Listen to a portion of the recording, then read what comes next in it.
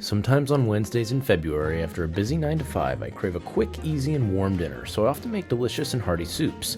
Of course, bacon elevates this corn chowder to legendary status in my house by adding that indescribable umami bomb flavor that only bacon can deliver. So let's get cooking. As a believer in the slow foods movement, this recipe uses whole foods with minimally processed ingredients, including a cup of half and half, about 2 pounds of red potatoes, an onion, 6 ears of frozen corn, 3 tablespoons of flour, 3 tablespoons of butter, some dried thyme, and last but definitely not least, half pack of bacon. Okay, not totally minimally processed.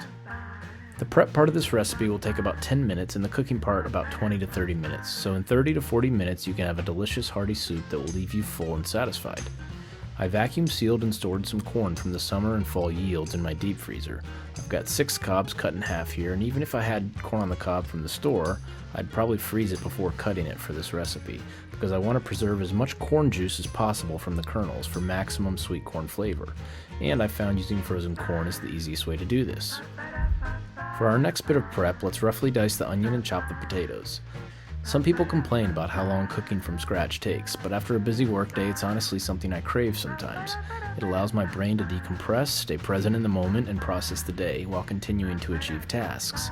Did you ever hear about the Navy SEAL who once gave a commencement speech at the University of Texas and stated, "If you make your bed first thing in the morning, you will have accomplished the first task of the day, and it will give you a small sense of pride." These words are so true and resonate so much with me when I'm cooking a meal at the end of the day. A glass of wine and some music help too. The knock I always hear against soups are they take too much time, or you need to make a meal in addition to the soup, and sometimes that criticism is totally valid. But this chowder can stand alone as a meal, and I promise it will leave you full and satisfied. You want the potatoes into a smaller dice than I've got here to cut down on the cooking time, so maybe a ½ inch dice consistently.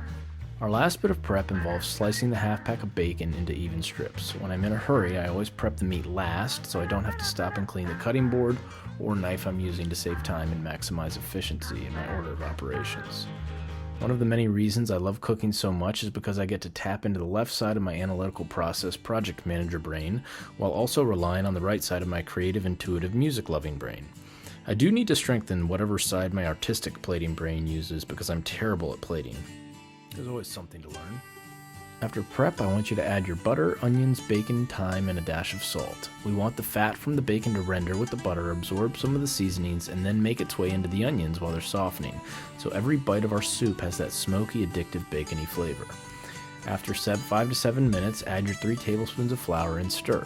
Similar to making a roux, stir everything to combine, and then slowly drizzle about 6 cups of liquid in. I would normally use chicken stock, but I ran out, so water will work just fine. Make sure you whisk regularly to get the clumps of flour dissolved and scrape all of that fond off the pan.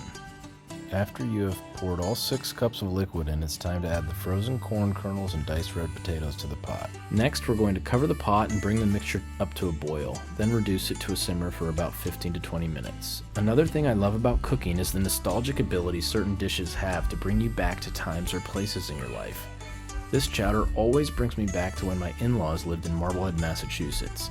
Usually you want to vacation south during the winter to the Caribbean or Florida, but when we were stupid enough to vacation north during the winter holidays, we would always trek down to this local spot called The Landing, overlooking the gorgeous Massachusetts Bay for an amazing bowl of chowder. Every time I make this, I think about that restaurant. You certainly don't have to, but I'd like to use my immersion blender here to have the starchiness of the potatoes create that thicker stew creamy consistency in this chowder. The sweetness from the corn, smokiness from the bacon, pulverized with the onion and thyme create a symphony of flavors with every bite. I just want a couple pulses though because I want to leave some different textures from the corn kernels and toothiness of the potatoes. To finish, I'm adding the cup of half and half and a couple more pulses and then stir to combine. Finito. My kids were screaming ravenously hungry at this point, and of course my 2 and 5-year-old won't touch this soup, so cheese dill is for them. I wasn't able to film the final garnishing steps. I did add some pickled red onions and fresh parsley to the soup because the acidity and sweetness from the pickled red onions and the fresh earthiness from the parsley add beautiful contrasts to cut through those fats from the cream and bacon we use to develop flavors in the chowder. As always, I believe if you embrace slow foods, discover new flavors, so you can cook with love for those you love most in this world, you can change your life.